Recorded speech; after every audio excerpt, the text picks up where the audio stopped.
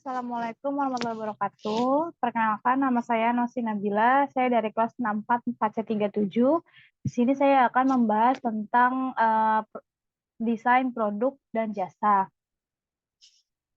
Oke, untuk materi pembahasannya di sini ada definisi produk, ada manfaat merancang produk, lalu ada SWOT, ada tujuan SWOT, siklus hidup SWOT, jawaban part 1 dan part 2.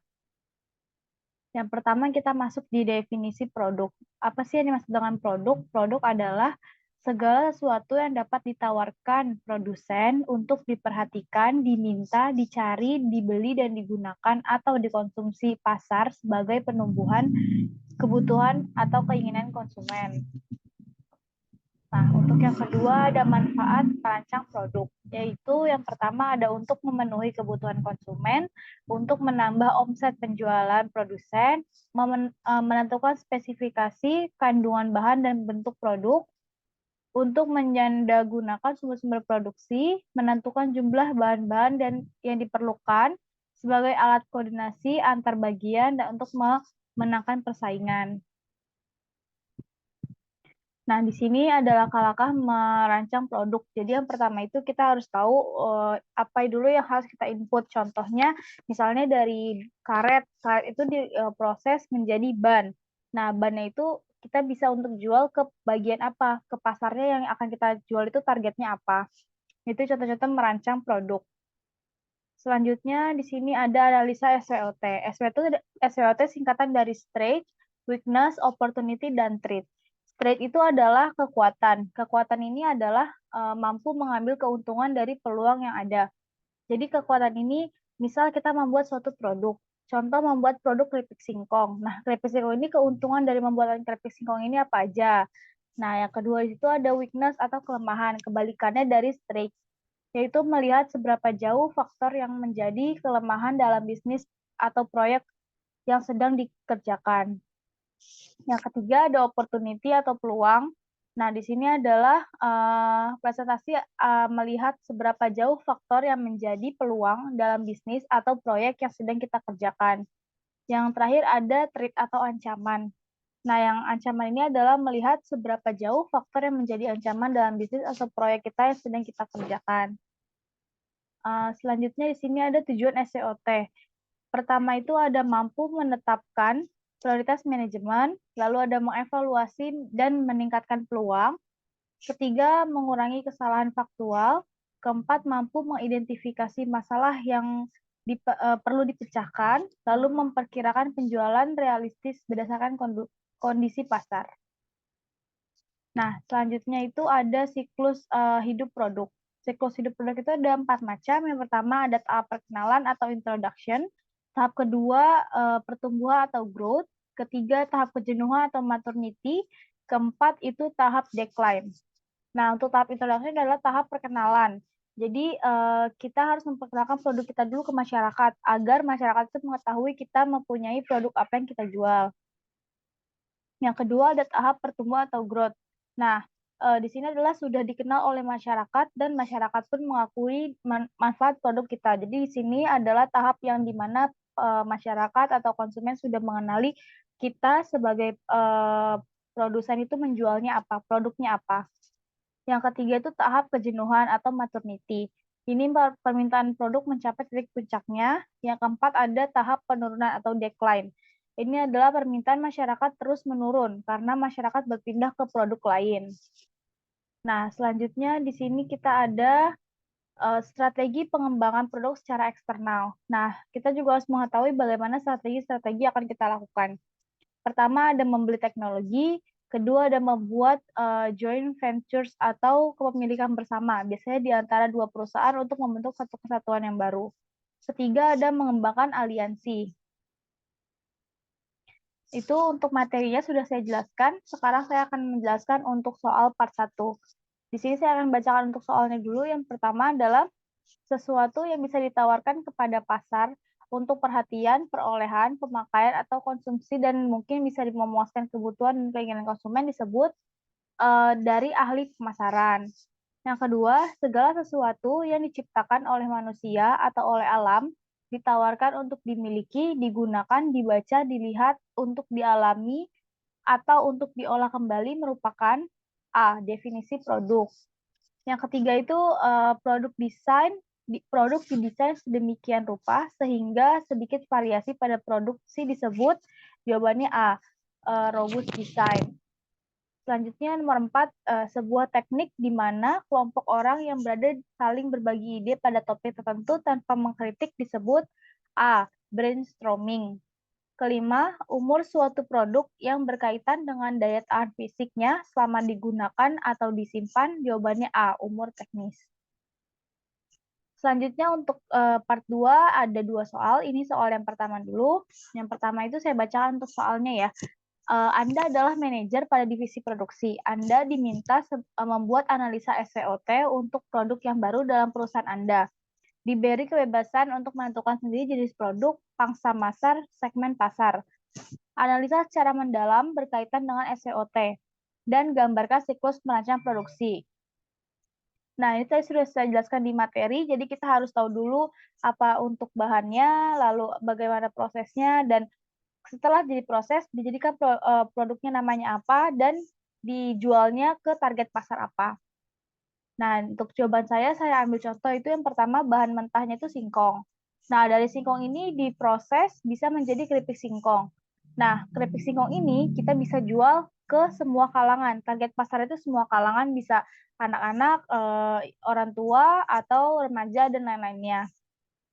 Nah, sekarang kita akan menganalisa dari pembuatan keripik singkong. Yang pertama itu ada strik. Kekuatan dari pembuatan keripik singkong ini pertama, bahan bakunya itu mudah diperoleh, bisa dicari di mana-mana. Kedua, harga jual. Harga jualnya sangat terjangkau untuk keripik singkong. Jadi, masyarakat tidak ada keberatan untuk bisa membeli keripik singkong. Ketiga, modalnya itu relatif kecil. Jadi, kita tidak memerlukan modal yang besar untuk membuat produk keripik singkong. Ketiga, produknya itu tahan lama. Nah, kita juga bisa membuat berapa lama expirednya produk ini bisa dikonsumsi oleh masyarakat. Lalu ada menjual berbagai rasa. Jadi cara kita menjual agar konsumen bisa tertarik sama produk keripik singkong kita harus membuat berbagai macam rasa. Contohnya misalnya untuk keripik singkong yang dikonsumsi anak-anak kita bisa bikin di rasa keju atau rasa original.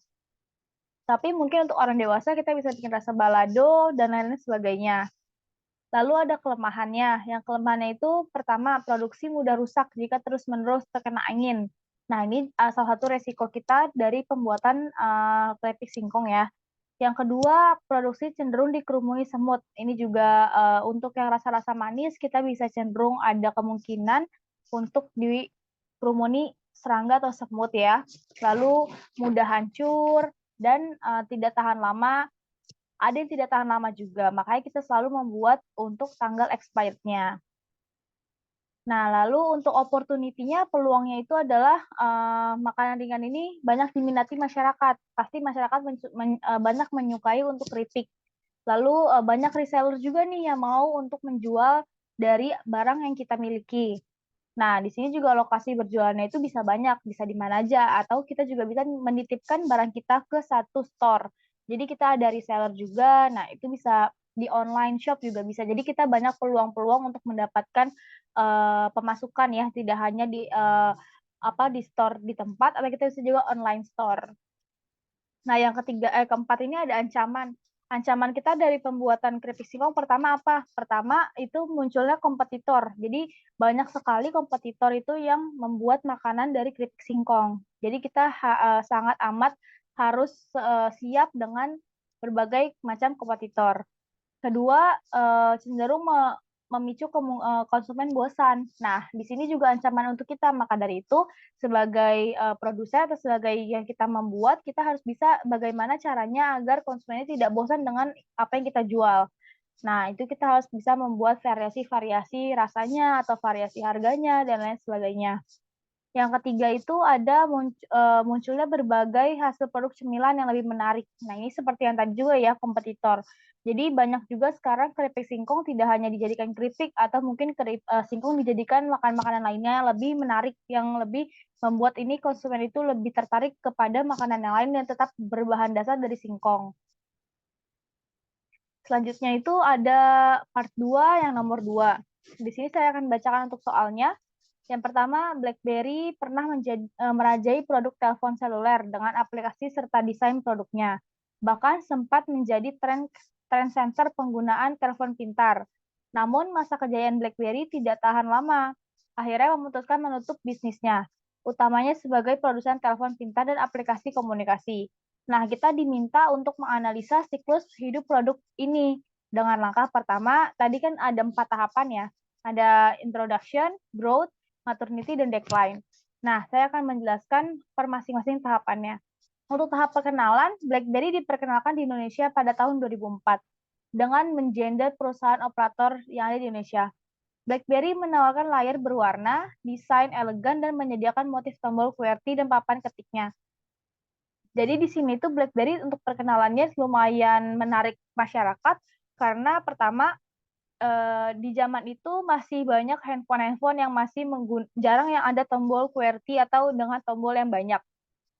Nah, di tahun 2004 BlackBerry mencoba mengeluarkan handphone terbaru dengan desain dan layar yang sudah berwarna. Itu membuat masyarakat lebih tertarik untuk membeli handphone tersebut. Nah, yang kedua di sini adalah pertumbuhannya. Pada tahap ini, BlackBerry sudah menemukan segmen pasar tersendiri di Indonesia dengan mengambil segmen pasar menengah ke atas. Dengan fitur BBM, BlackBerry semakin digandrungi para pembisnis. Nah, pada masa ini BlackBerry juga mengiklankan handphone melalui TV untuk meyakinkan masyarakat bahwa BlackBerry merupakan satu kebutuhan di zaman globalisasi. Nah, di sini pada tahap pertumbuhan ini BlackBerry sudah banyak dikenal masyarakat dan memang untuk harganya sendiri pun tidak tidak murah juga ya untuk handphone yang termasuk di zaman itu termasuk canggih. Jadi target pasar BlackBerry ini adalah masyarakat menengah ke atas. Jadi contohnya seperti orang-orang yang sudah bekerja, tidak bisa diambil pasarnya ke anak-anak sekolah. Oke, selanjutnya itu ada tahap kejenuhan. Nah, tahun 2009 BlackBerry berada di titik puncaknya. Hampir semua masyarakat menengah menggunakan BlackBerry. Tahun 2011 BlackBerry tersalip penjualannya dengan iPhone dan Android. Nah, di sini masyarakat lebih memilih handphone canggih yang lebih bisa memberikan fitur komunikasi yang lebih banyak. Akhirnya BlackBerry pun mengeluarkan tablet yang tidak tertinggal dengan produk lain. Namun sayang, tablet itu kurang diminati. Nah, di sini tahap kejenuhan ini BlackBerry juga udah mulai bisa mencapai puncaknya sampai akhirnya ada salah satu kompetitor yang mengeluarkan Android atau layar sentuh atau touchscreen. Nah, BlackBerry karena sudah tidak mau terkalahkan, BlackBerry mengeluarkan juga tablet. Namun memang pada zaman itu mungkin sudah di masa puncaknya, jadi banyak masyarakat yang memang beralih ke Android. Nah, selanjutnya ada masa penurunan atau decline. Nah, di sini adalah tahap di mana BlackBerry itu sudah menurun. Masyarakat lebih cenderung memilih ke Android. Walaupun BlackBerry juga sudah menurunkan harganya, tetapi memang banyak masyarakat yang lebih memilih ke Android. Pertama mungkin sudah touchscreen, kedua memang mungkin fitur-fiturnya lebih bagus di dalam Android dan lain sebagainya. Nah, sekian presentasi dari saya. Semoga untuk jawaban-jawabannya bisa dapat dimengerti. Terima kasih. Wassalamualaikum warahmatullahi wabarakatuh.